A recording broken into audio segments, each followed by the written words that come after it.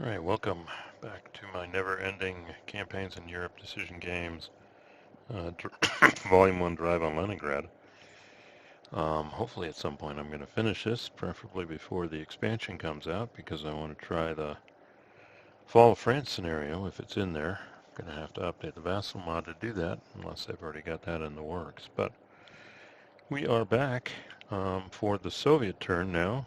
We are following up. It's been a while. Work and real life and family has been keeping me busy. But we do see the Germans now closing up on Leningrad, and we're still in July, so that was 5 turns to get here. Now what can the Russians do? They're closing in on Leningrad, and their lines of supply are closing, which is one good thing, but again, this is all flapping in the breeze here, although a lot of swamps to come through here, so we'll see. So anyway, this is a situation before. The other side of this too is I'm just not doing anything up here. I am going to use a kind of a new AI LLM program or interface. Just found that Google came out with something. Well, it's been out for a little while. I call it Notebook LM. And it's a service that allows you to upload, I don't know, up to 50 references and then use that to ask questions of it. So for example, I went ahead and uploaded all the campaigns in Europe's games and the clarifications.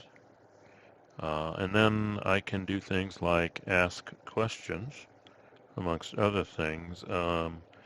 Summarize, and this is a hot topic, I guess, in my comments, or somebody has summarized the out of supply effects on a unit. And then it's going to look at all those sources, the 4 campaigns in Europe rules and the errata, and boom. Marked with an out-of-supply marker does not lead to automatic reduction or elimination. Okay, so it's interesting. It seems out-of-supply is really hard to do, but I started thinking about what is the effects of being out of supply. Number 1, you're not going to be eliminated.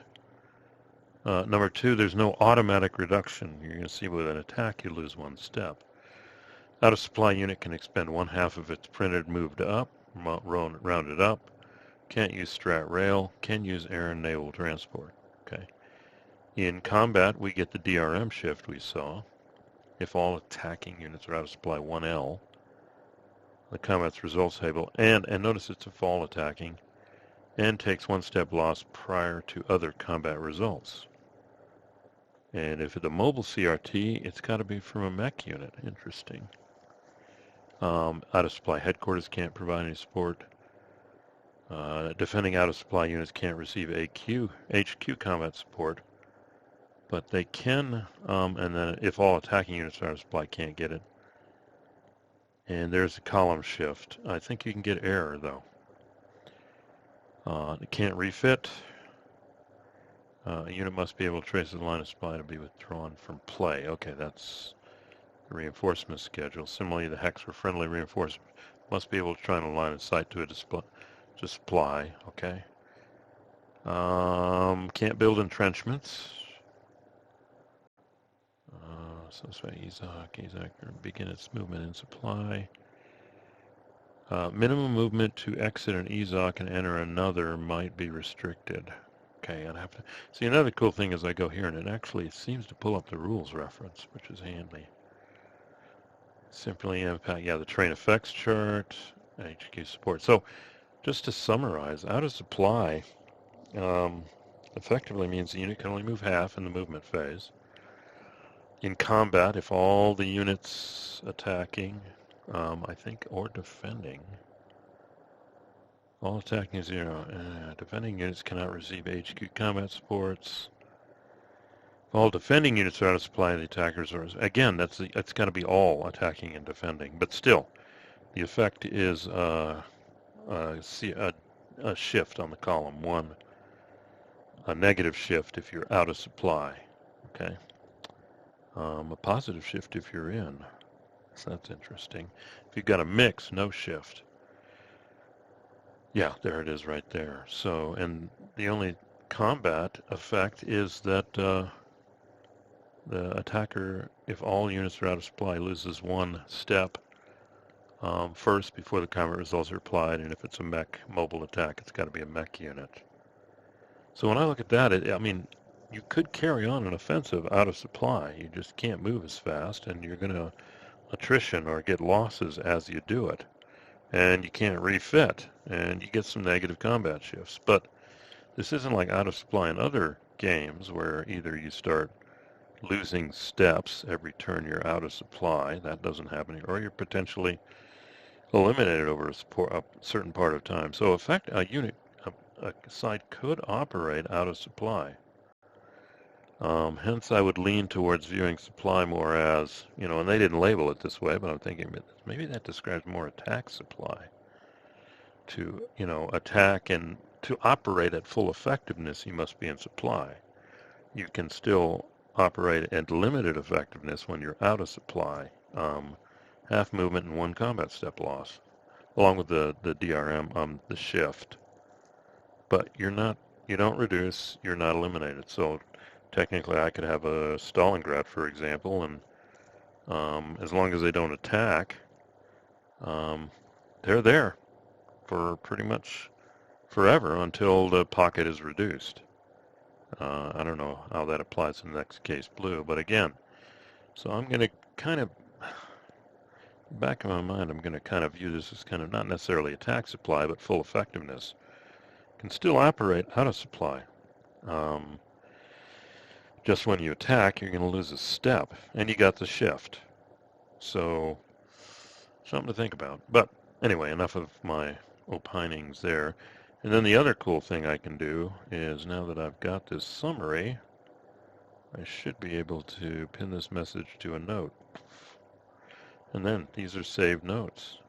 So going forward, you can see I already made one for detailed sequence of play. And if I click on it, there it is. The important thing is, here's the links. I could probably click on it and go there, but anyway, this is pretty cool here. So enough of my ramblings about the wonders of AI. Let's go ahead and see what the Russians did. So I'm going to pause here and open the next one. So there were no reinforcements, and I think they burned all their RPs last turn, so they got a total of 8 again. And just to show you where that was spent, they did rebuild one unit from scratch, which costs 2. That's this 1-2 right here that turns into a 4-3. So that was 2, and then they rebuilt him. That's 3, 4, 5, 6. And then they built 2 entrenchments because they finally can only build entrenchments with units in supply. And now that they're close up on Leningrad, amongst other things, there's a Leningrad HQ, as well as the Leningrad depot. So you do see that here. So yeah, there is an advantage of being in supply. I can refit and I can do entrenchments. If I'm out of supply, I cannot refit, and I cannot build entrenchments. When I think they built that 2.5, they're not expensive to build. The KV-1s in here, so they're basically beefing up here. And this is pretty strong. Entrenchments, not quite on the printed fortifications yet, but kind of strong here, yeah. Just before the printed fortifications. I don't know if they'll invest in building these back up. And they didn't need to build the Northwest HQ again, because at least here they've got the defense. So, with that said, let's go ahead. Well, let's do this. Yeah, we got our detailed sequence of play here. So, just following that. Yeah, hold on. That's not it. Let me go back to... See, I don't know how to... What's in the notes? Yeah, let's go to detailed sequence of play. Okay. Yeah, there was no air warfare, no air superiority. Yeah, we're down here. We did reinforcements replacement. Well, pretty detailed here. sequence, move, combat, HQ mode and railroad phase. Change the mode of their HQs, place railheads, kind of brought this one back. Yeah, they got railheads to here. Okay, so we did that, and now we go to the movement phase. So let me go ahead and pull up their moves. So, checking out their moves here, you see these guys kind of stayed there. Hopefully those will hold. This guy moved up here, and supply was a problem here I had to think of. Ideally would have liked him to move here, but for a line of supply, this costs 2, and this guy can only do supply out to, both of them out to 3. So to pull that off, they follow the rail line 1, 2, 3, and the force counts as 1. That's as far as it can go and stay in supply, because maybe next turn he's going to build an entrenchment. We'll see. I didn't want to commit this guy, but as more I thought about it, if the Germans moved here, effectively that puts him out of supply. Because if he goes here, that's 1, 2, 3. So put this guy here to kind of invalidate any Zoc, but the danger is, of course, the Germans could pile up here and use that as their attack path. And they've still got strength back here. We'll see how that plays out. I'm not too sure. This guy decided to move up here. This prevents the Germans from putting a railhead here in Luga. And they can't place one here in Narva, but what they probably can do is build a depot with a range of 4 here, and then, yeah, the 4th Panzer Army will then use that 1, 2, 3, you know, and then they can position here and put everybody in supply here. So it doesn't really hamstring them. Here we got a barrier of swamps. Not too worried about this guy going through here.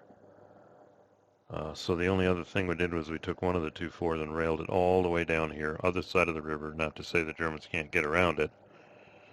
Although there's a barrier for the game, so that's a solid. So the Germans are kind of screened here for now. We'll see how that plays out. Okay. And that's all they do. That's pretty much what they do. We'll see if the defenses hold. Hope to get a few of these cranked out here shortly. And again, I did realize at the end, and I'm going to let this ride, I didn't burn an RP to bring this guy up to strength, so Hanko may fall. We'll see how that plays out too. But yeah, I just wanted to illustrate two of these tools here. Yeah, it's an interesting tool. It'll help with the rules. Don't know if it replaces reading them, but this is better than what I was doing before because I can see the citations. But there's a warning. Any AI can be inaccurate. Please double check its responses. So anyway, when I come back, the Germans will start knocking at Leningrad's door. And we'll see if this kind of stuff holds and if they can continue to entrench here. And this is just wide open. We'll see how that plays out. And then, yeah, I think we won't be talking about supply because I think Germans will build a depot here, move the Panzer Army HQ somewhere up here. The swamps in the river add +1 MP to the line of sight, but potentially they can do it. But they're not going to get their railheads ideally here. This is where we wanted them. So anyway, I'll go ahead and end it here. A little feedback on my review on the supply rules. I'm wrestling with that. I mean, I've read stuff in Consum World Forum on this too. I remember one person playing, they played the game, and then the Russian player realized all his units were out of supply, and he said, "That's it, I'm not playing this game again." I think I remember reading that. And like I said, I may change my view on supply. It's more not traditional supply. It's more, yeah, here it is.